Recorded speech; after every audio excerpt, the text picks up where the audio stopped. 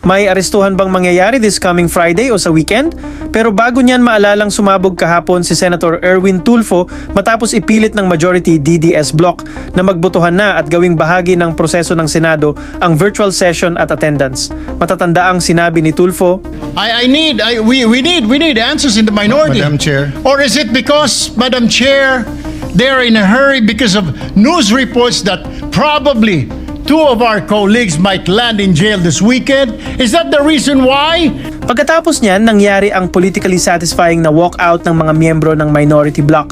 Pagkaalis nila sa session hall, maririnig naman si Senator Risa Hontiveros na dahil nag-walkout na sila, wala ng quorum ang mga naiwang miyembro ng majority bloc sa plenaryo. Wala silang quorum. Pinubulo na tayo eh. Pinagpipilitan nila, naisip-isip na siguro nila dahil lumabas sa media na ilalabas na warrant of arrest. Sa loob naman, gusto pang ipilit ni DDS Senador Rodante Marcoleta na magbotohan pa rin kahit nag-walkout na ang minority bloc dahil may quorum naman daw prior to the walkout.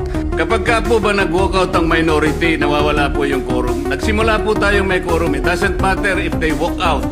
Yes, I think we still have the quorum. Pero kaagad siyang sinupla ni Tito Sen at sinabihan pa ng Madam President, motion to adjourn is Senate not President. debatable. Akala ko ba magaling sa rules? We're not debating. It's not debatable. minority.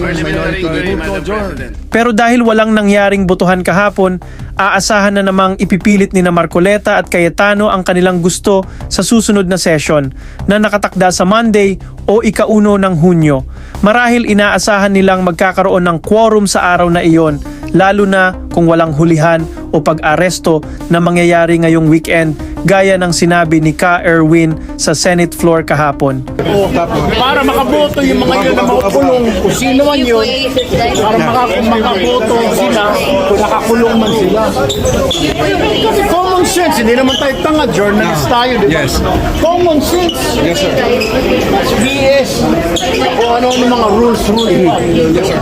Sa kanyang interview ngayong araw, tinanong naman si Ka Erwin ni veteran journalist Connie Sison tungkol sa mangyayaring arestuhan this coming weekend at pakinggan ang naging sagot ng senador.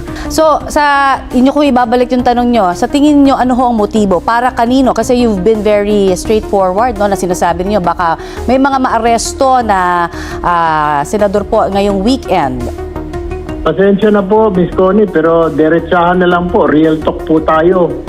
Eh si kay Bato po, para kay Bato, para maka-attend po siya ng hearing, para maka-attend siya ng butuhan. At syempre, pag nag-attend po ng mga online, may sweldo ka, tuloy-tuloy. Tapos yung dalawa po, yung binanggit ni Senator, Ombudsman na Boying Rimulya kahapon po ng umaga na bababaan na ng warrant yung dalawang kasama ho namin. Yun po yung tinutukoy ko. Is it for them? Hindi nga po eh. Ayaw nila sagutin ho yun eh. Divide the house kagad ang sinasabi. Tapos ngayon, sasabihin nila nung in-interview po yung isa sa kanila, yung nagpo-propose ng batas na ito, hindi naman namin minamadali. Hindi nyo minamadali kasi nahuli na kayo. Kaya ganoon. Kung hindi, di-dribble pa tayo. Nakalimutan siguro yung Senator Marcoleta na hindi lang naman mga abogado yung mga nandoon. May mga mamahayag din. Ika nga. So kitang-kita natin based on my experience na doon patutungo. Tapos pangalawa, matagal na yung sinasabi, matagal na ginagawa ito. Tama po, ginawa po ito ng pandemic. Kasi nga po, laging may lockdown. Kaya pumayag po na, sige, mag-teleconferencing na lang, video conferencing. Ngayon nga, binagbabawal na nga po yan yung sa committee, kung maaari mag-attend ka na lang talaga. Pag sa committee, hindi ka na mag-video dahil wala na, tapos na ang pandemic At ayon nga kay Ka Erwin, ang inanunsyong pag-aresto sa dalawang senador at ang pagtatago ni Bato ang dahilan kung bakit nagmamadali sina Marcoleta at Cayetano na ipasok agad sa botohan kahapon ang virtual attendance proposal. Which also means na malamang sa malamang may pag-aresto talagang mangyayari either Friday night or ngayong weekend. Kapag nangyari iyon, mababawasan ang boto ng mayorya pagdating ng Monday session. Pero para naman kay Senador Win Gatchalian, sundin na lang daw ang tamang proseso para nasa tama ang lahat. So paano po mangyayari sa Lunes? Ano po? Kasi sa Lunes may session po ulit kayo. Ngayon wala dahil holiday. Ano po?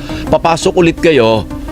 Magkakaroon po ng quorum pag pumasok kayong 11. Ngayon kasi pag 12 sila, kasi 12 lang sila, di ba? Wala si Bato Wala silang quorum din.